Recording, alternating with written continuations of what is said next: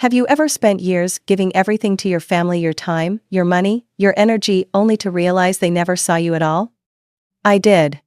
I cooked every Saturday, babysat my sister's kids, helped her business, and listened to my parents praise her like she carried the whole world. Me? I was just doing fine. But when I finally got the promotion I'd worked 6 years for, no one cared. Not even a congratulations. That's when something inside me broke. I packed my life into boxes, drove across 3 states, and disappeared without looking back. 2 years later, they saw one photo of my new apartment online and suddenly, they all remembered I existed. The next day, they showed up at my door, smiling like nothing had ever happened. But this time, I wasn't the same Emma anymore. I'm Emma, and I'm 28 years old. For most of my life, I lived in Michigan, about 30 minutes from my parents' house. I worked as a clinical specialist for a medical company, steady job, decent pay, good benefits. I had a small but comfortable apartment, a dependable car, and a routine that never really changed. On paper, everything looked fine. But when I looked at my life closely, it felt like I was standing still, while everyone around me kept needing something from me. My family has always been close, or at least that's what people on the outside would say. My parents, both in their late 50s, still live in the same house I grew up in. My mom is the type who can't sit still for more than 5 minutes, and my dad practically lives on the couch every Sunday watching football. Then there's my sister, Lauren, 4 years older than me, a single mom with 2 daughters. Her marriage ended 3 years ago, and her ex disappeared right after the divorce papers were signed. Lauren has been trying to rebuild her life ever since, running an online boutique that sells women's clothes. Some weeks she makes good money, some weeks she doesn't. Everyone in the family calls her the fighter, the one who's doing her best as a mom, and she is, I guess. But being the single mom in the family means she automatically gets sympathy, attention, and help, especially from my parents. Me? I'm the one who's doing fine, which, in my family, means nobody ever asks if I'm okay. It started small. Every Saturday, I'd drive the half hour to my parents' place to cook lunch for everyone. At first, it was fun. I'd stop by the grocery store, grab a whole chicken, some vegetables, maybe a pie crust, and make something nice: fried chicken, mashed potatoes, apple pie, real comfort food. It made me happy to see them all eating together, laughing, feeling like a family again. But little by little, it stopped being a choice. If I missed a Saturday, my mom would call and ask, "Are you coming? Lauren's counting on you to bring lunch. The girls love your cooking." That's how it always was. Lauren needed me to babysit, mom needed me to cook, dad needed me to keep quiet so he could watch the game. Nobody ever asked what I needed. I was the backup plan, the fixer, the one who kept everything smooth. Lauren's girls are adorable, 6 and 4 years old, with more energy than a pair of puppies. I love them, but watching them for an entire weekend is exhausting. Last Christmas, I gave up my vacation days to help Lauren pack orders for her boutique. 4 days of sealing boxes, printing labels, and wrapping clothes until my hands were covered in paper cuts. A few months later, I used my vacation again to watch her kids while she went to New York for a fashion event. Both girls caught the flu that week, and I spent every night cleaning up after them, making soup, doing laundry. Nobody even said, "Thank you." When I once told my mom I was tired, she said, "Lauren has kids, Emma. She needs more help. You don't have children, you have free time." I didn't argue. In our family, helping Lauren was a rule, not a choice. And that's how it always went. Week after week, year after year, I showed up. I smiled, cooked, cleaned, babysat, fixed, and stayed quiet. Until one day, I realized I'd been living everyone else's life except my own. One Saturday in late summer, I woke up earlier than usual, grabbed a coffee on my way, and drove to my parents' house like I always did. The air smelled like cut grass and charcoal from someone grilling down the street. I had this flutter in my chest that morning, something between excitement and nerves, because I had big news to share. After 6 years with my company, I'd been promoted to senior clinical specialist. It came with a 15% salary increase, a relocation bonus, and a move to Denver, Colorado. It was everything I'd worked for.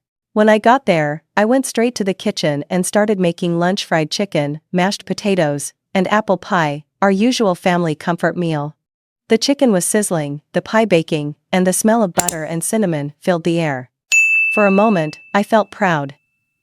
This was going to be a good day. I walked into the living room, wiping my hands on a towel. Dad was on the couch, watching football, totally focused. Mom was chasing my nieces, trying to keep them from knocking over a lamp. Lauren was sitting at the dining table with her phone propped up, doing a live video for her boutique. "Hey, everyone," I said, trying to sound casual but cheerful. "I have some news." No one looked up. "I got promoted at work," I continued. "They're transferring me to the Denver office." Nothing. Not even a congratulations. Dad didn't take his eyes off the TV. Mom muttered something to the girls about being careful. Lauren kept talking to her phone something about a sale on summer dresses. I stood there, waiting, holding my breath. After a long moment of silence, I went back to the kitchen. My hands were shaking a little as I turned the chicken. I told myself maybe they didn't hear me, that they'd say something later. When lunch was ready, I called everyone to the table. We sat down, passing around dishes, the girls giggling, the TV still playing faintly from the living room. I tried again. "So, like I mentioned earlier, I got promoted. It's a big step, senior position, better pay, and I'll be moving in a couple weeks." Before I could finish, Lauren gasped, "Oh my God, you guys, I made $2,200 today, $2,200 in one day." Mom's face lit up. "That's wonderful, honey." Dad actually looked away from the TV for once. Suddenly, everyone was talking about Lauren's sales, her new marketing idea, how she should expand. I sat there, eating my mashed potatoes in silence, while the conversation danced around me like I wasn't even there. At one point, Mom asked, "Emma, can you clean up what the girls spilled under the table?" She didn't even look at me. I grabbed paper towels, cleaned up the mess, and cut the kids' chicken into smaller pieces because Mom said hers were too big. By the time I sat back down, they'd moved on to discussing what color Lauren should paint her office. That's when something inside me cracked a little. It wasn't about jealousy, it was about being invisible. I'd spent years working late nights, taking on extra projects, proving myself, earning that promotion fair and square, and it meant nothing to them. But Lauren made a few thousand in a day, and suddenly, she was the star of the family. After lunch, they all drifted back to their routines. Dad to his football game, Mom outside with the girls, Lauren back to another live sale. Nobody helped me clean. I washed dishes alone, the sound of running water covering the ache in my chest. When everything was spotless, I said goodbye. Mom gave me a distracted hug, Dad waved from the couch, and Lauren didn't even look up from her phone. On the drive home, I kept replaying it all in my head. Maybe I was being sensitive, I thought. Maybe they were just busy. But that tiny voice inside me whispered the truth: I didn't matter unless they needed something. When I got home, I sat on my couch for a long time, staring at the blank TV screen. Then I picked up my phone and opened our family group chat, the squad. I typed, "Just wanted to let everyone know officially that I'll be moving to Denver on the 15th. The company's handling most of the logistics, but I'll be pretty busy packing these next couple of weeks. Love you all." Within seconds, the read receipts appeared. 3 little check marks. They saw it. They just didn't care enough to respond. I waited 20 minutes, still nothing. Then Mom sent a photo of my nieces eating the apple pie I made, captioned, "These angels enjoying Aunt Emma's delicious pie." A few minutes later, Lauren chimed in, "New record. $2,400 in sales today." "This is insane," Mom replied with heart and confetti emojis. I put my phone face down and let the silence fill the room. For the first time, I cried not out of anger, but from that deep, quiet hurt that comes when you finally realize you've been invisible for years. That night, I looked around my small apartment, the boxes of books, the furniture I'd saved up for, the life I'd built on my own, and whispered to myself, maybe it's time to stop showing up for people who never show up for me. The next 2 weeks passed in a blur of cardboard boxes, packing tape, and quiet resentment that I didn't want to admit was there. My apartment slowly emptied, piece by piece, as if I was erasing a version of myself that had been holding everything together for everyone else. I updated my address with the bank, canceled my utilities, and gave notice to my landlord. Everything about this move felt like closing a chapter, one I wasn't sure I'd ever open again. The morning the movers arrived, the sky over Michigan was gray, the kind that promises rain but never delivers. Two guys showed up right on time, loading furniture while I wrapped up the last few things. My couch, my coffee table, my bed, everything that made my little apartment feel like home was carried out one box at a time. I was carrying a box of dishes to my car when my phone buzzed. "Mom. Emma, I need you to come over on Saturday," she said the moment I picked up. No hello, no how are you. Just the same tone I'd heard 100 times before, the voice that assumed I'd always say yes. "Lauren has an important meeting with a supplier, and I have a doctor's appointment. Can you watch the girls?" I stopped in the parking lot, the wind tugging at my hair. I could see the moving truck idling by the curb. "Mom," I said slowly, "I'm leaving for Colorado right now. The movers are here. I told you, I'm moving today." There was a long pause. "I don't remember that," she said finally. "I sent a message 2 weeks ago, in the family chat," I said. "You read it?" "Well," she sighed, "I have to go. We'll talk later." Then, she hung up.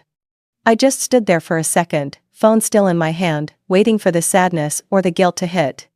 But it didn't. I just felt tired, bone-deep tired. I got in my car and started driving. 7 hours later, somewhere in Iowa, my phone buzzed again. "What do you mean you're leaving for Colorado?" my mom texted. I didn't answer. I turned up the music, rolled down the window, and let the air rush in. For the first time in years, I didn't feel trapped. When I finally arrived in Denver late that night, I checked into a small hotel near the office. The next morning, I went apartment hunting and found a temporary furnished place, a one-bedroom, nothing fancy, but clean and quiet, with a view of the mountains if I leaned out far enough from the balcony. That was enough for me. My first week at the new job was overwhelming, but in the best way: new faces, new systems, new expectations. Nobody knew me as Lauren's sister or the one who helps out. Here, I was just Emma, the new senior clinical specialist. I threw myself into work, arriving early, staying late, learning everything I could. It felt good to be somewhere my name stood on its own. 3 weeks later, I was finally starting to feel settled. I'd found a coffee shop I liked near the office, unpacked my last suitcase, and hung my diploma on the wall. Then, one afternoon, my phone buzzed again. It was a message from Mom in the family chat. "Family party for Aunt Diane's 60th birthday this Saturday. Emma, come early to help set up. Probably around 1 p.m. Party starts at 4. I read it twice. Not "can you come or would you like to join us," just a command, like nothing had changed. Like I hadn't moved 1,000 miles away. I didn't respond. Saturday came and went. I spent the morning unpacking more boxes and the afternoon grocery shopping. Around 3 p.m., my phone started lighting up texts from Lauren, then Mom, then Dad. "Where are you? Your mother needs help, call Lauren." "This is ridiculous, Emma." I put my phone in a drawer and silenced it. For once, I didn't drop everything to make their lives easier. That evening, when I finally took the phone out again, there were 15 missed messages. The last one was from Mom. "You are so selfish. You let the whole family down today. Aunt Diane was asking about you, and we didn't know what to tell her." I stared at that text for a long time before calling her back. She answered on the first ring, her voice already sharp. "Where have you been? Do you know how embarrassing it was?"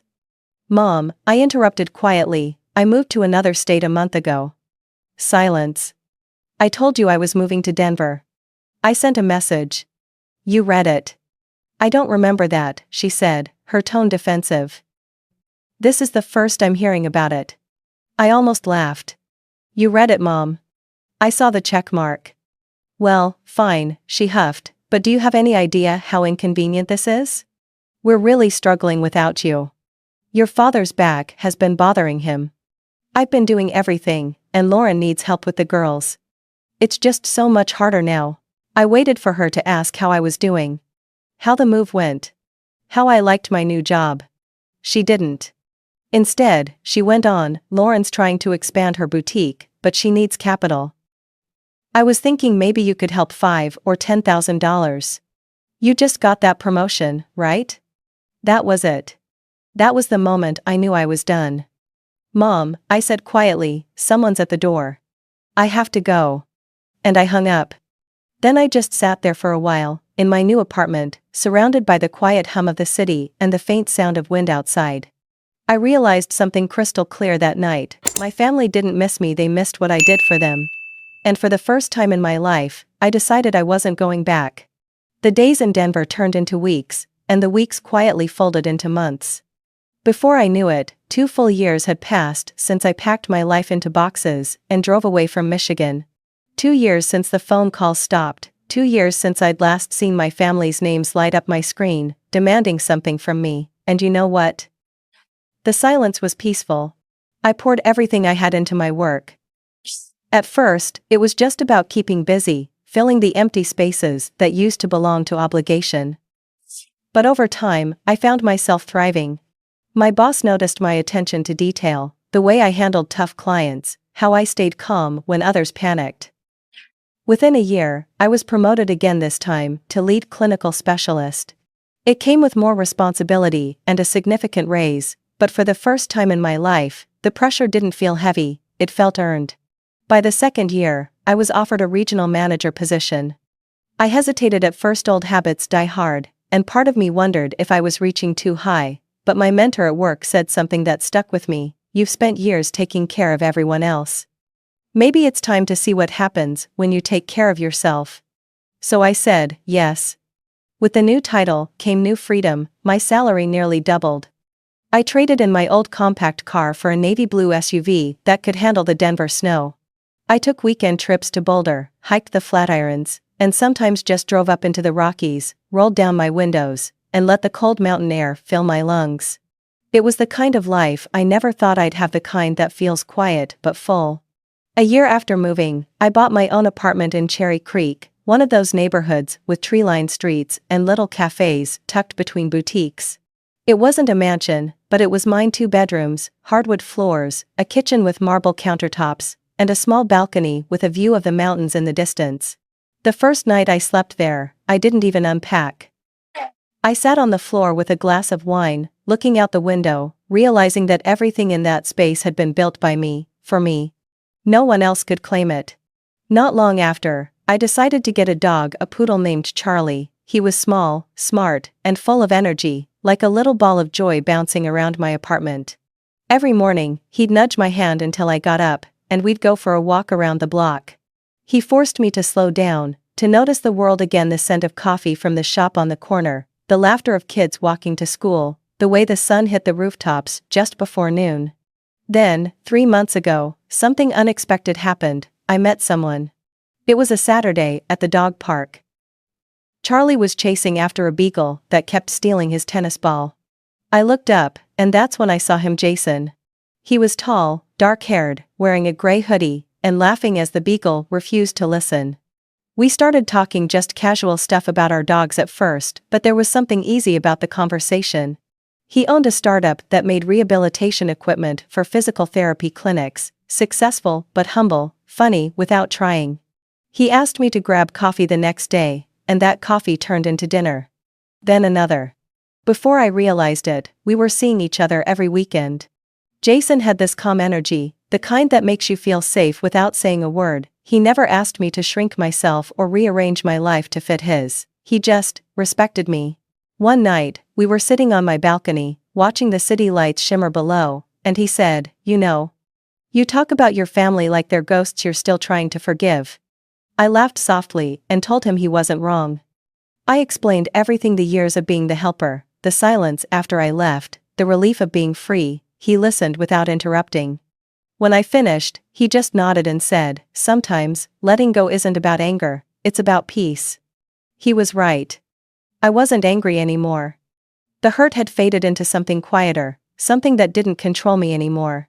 Now, when I think about my old life in Michigan, it feels like a movie I watched a long time ago, familiar but distant. The girl who used to beg for attention and acceptance doesn't exist anymore.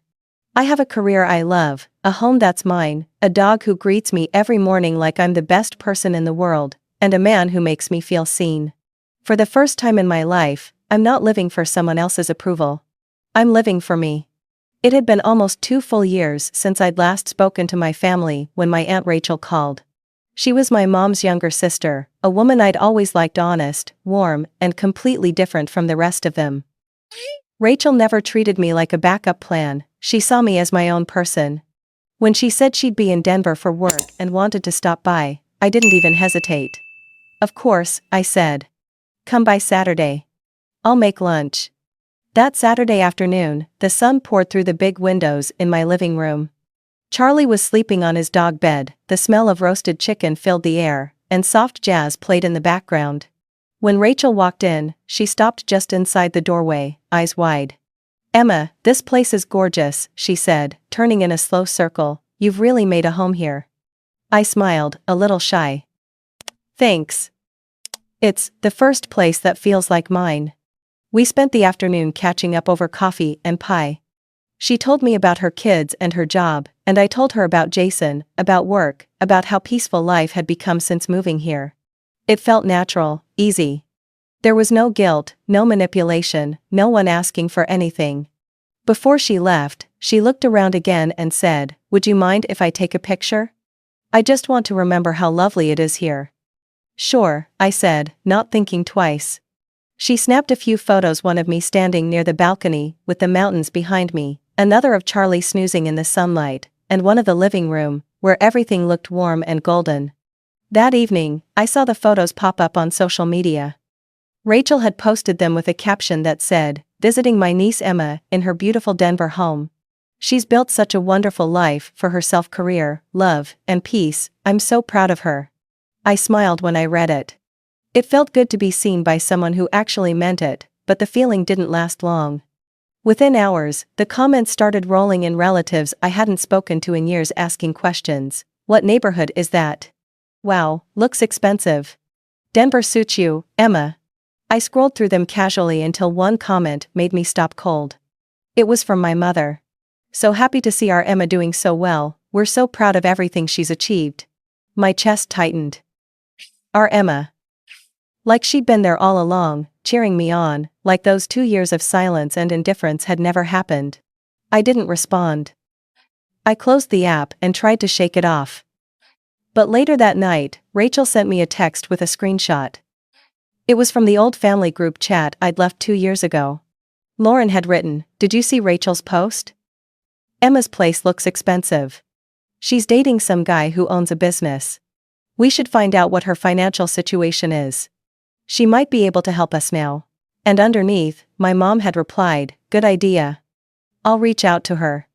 I stared at the screen for a long time, my throat dry. Of course. Of course, that's why they suddenly remembered me. An hour later, my phone buzzed. It was a text from Mom. "Emma, honey, your father and I miss you so much. It's been too long. How have you been?" Before I could even think of how to respond, another text came through. "We'd love to come visit. We already bought plane tickets, arriving tomorrow at noon. Can't wait to see you. Dad, me, Lauren, and the girls. It'll be just like old times." I read the messages 3 times, they'd already bought tickets.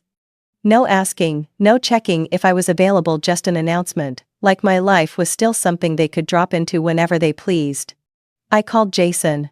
"They're coming tomorrow," I said, my voice trembling between anger and disbelief. "They saw Rachel's post and decided to fly here. They didn't even ask." He was quiet for a moment. "Be careful, Emma," he said finally. "People don't usually show up after 2 years of silence unless they want something." "I know," I said softly. "I know exactly what they want." He offered to stay with me, to help me deal with it, but I told him no, this is something I need to handle myself. After we hung up, I sat on the couch, Charlie curled up beside me, the city lights flickering outside. I could already picture it, the polite smiles, the probing questions, the guilt trips dressed as love. Tomorrow was going to be a disaster. But for the first time in my life, I wasn't scared of it. I wasn't the girl who would cry quietly in the kitchen or clean up someone else's mess while being ignored. I'd built a life without them, one brick at a time. And if they were coming to take something from me again, they were about to find out that this version of Emma wasn't the same one who used to say yes to everything. This time, they were walking into my world. The next morning, I woke up earlier than usual. I didn't even need an alarm, my mind was already racing. The sky outside was still pale and gray, that soft light that comes before sunrise. Charlie was curled up at the foot of the bed, peaceful and unaware of the storm that was about to arrive. I got up, brewed a pot of coffee, and spent the next few hours cleaning my apartment, not because I wanted to impress anyone, but because it helped me think. By the time the doorbell rang, my heart was steady. I opened the door, and there they were, my mom, my dad, Lauren, and the girls, standing in the hallway with matching smiles that didn't reach their eyes. "Emma," Mom said, pulling me into a hug that felt more like a performance than affection. "You look wonderful. You've lost weight." "Hi, Mom," I said flatly. Dad stood behind her, holding a cake box. "We brought your favorite sour cream cake." I almost laughed. Sour cream cake had never been my favorite. That was Lauren's. But I just nodded and stepped aside to let them in. The moment they crossed the threshold, it was like a switch flipped. The girls ran straight into my living room, grabbing throw pillows, touching decorations, opening cabinets. My mom looked around, eyes scanning every corner. "This place is quite extravagant, isn't it?" she said, her voice laced with that half-smile she used when pretending to be impressed but actually judging. Lauren followed behind her, phone already in hand. "Wow, this is nice. So, what'd you put down for the down payment? And what's your mortgage?" I turned to her, forcing a calm smile. "That's private." Mom laughed awkwardly. "We're just curious, honey. You've done so well for yourself. Why are you really here?" I asked, my tone even but sharp enough to make her flinch. Mom exchanged a look with Dad before sitting down on the couch. "We missed you, sweetie. It's been 2 years. We just wanted to reconnect." I sat across from them, folding my hands in my lap. "You missed me? You didn't call. You didn't text. Not once. But you saw a photo of my apartment online, and suddenly, here you are with plane tickets." "That's not fair," Lauren said, crossing her arms. "We've been busy. I have kids, remember?" I laughed, not bitterly, just tiredly. I moved across the country. Started over from scratch, got promoted twice. Bought my first home. None of you noticed. But the second you saw something that looked expensive, you remembered I existed. Mom sighed, trying to smooth her hair like that would smooth over the tension.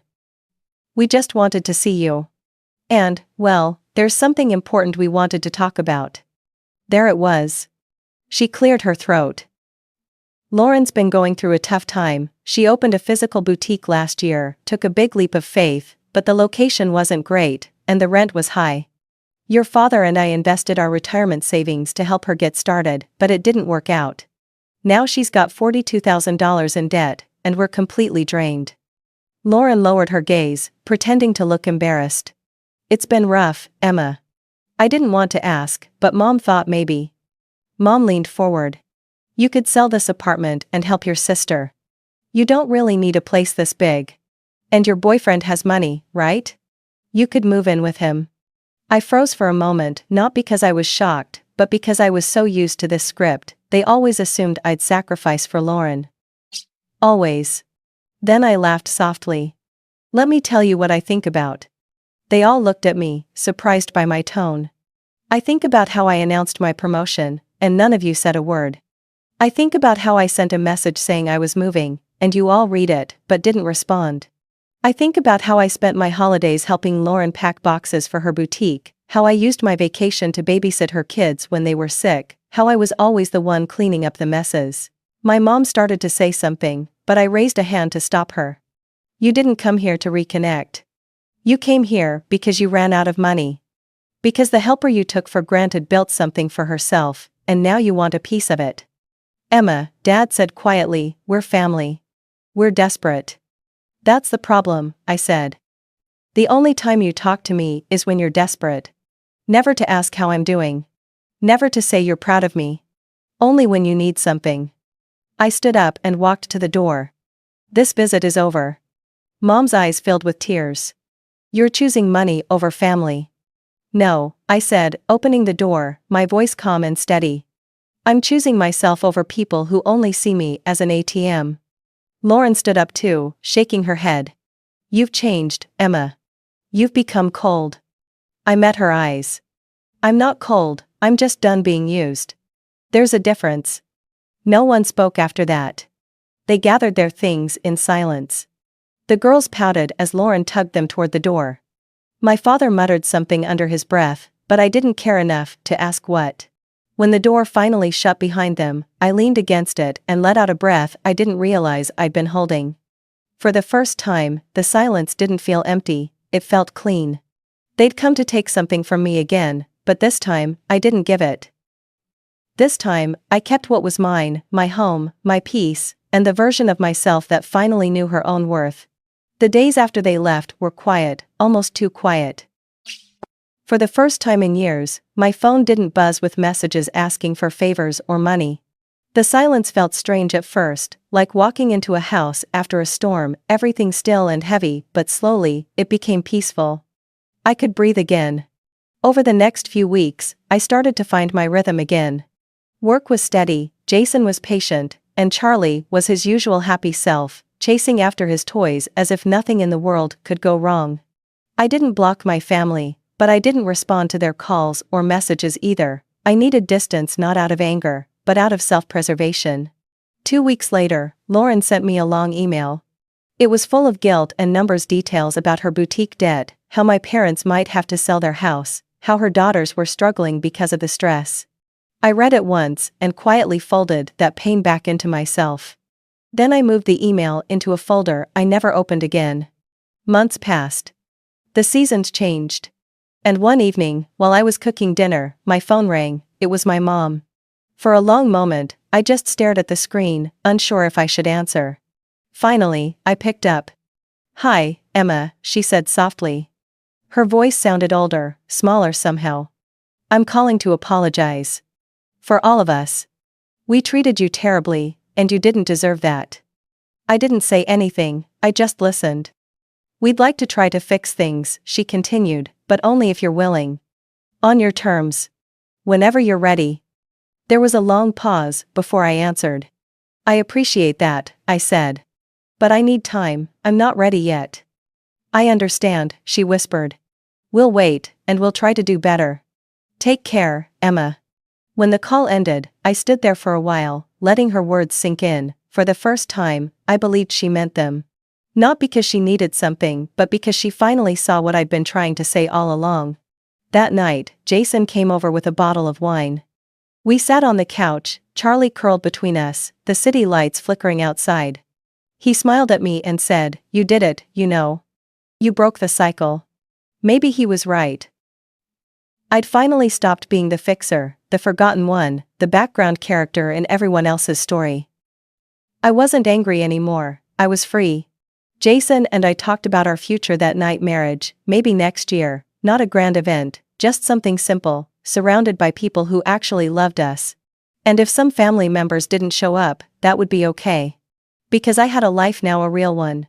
A partner who respected me, a home that was truly mine, a sense of peace I'd fought hard to earn. I wasn't the invisible helper anymore. I was just Emma. And that, finally, was enough. Sometimes, walking away isn't selfish, it's survival. Emma's story reminds us that love without respect is just obligation dressed as family. You can give, forgive, and try endlessly, but if people only show up when they need something, it's time to close that door. Setting boundaries doesn't make you cold, it means you finally value your own peace. Life isn't about proving your worth to those who never saw it, it's about creating space for those who do. In the end, choosing yourself isn't betrayal, it's freedom.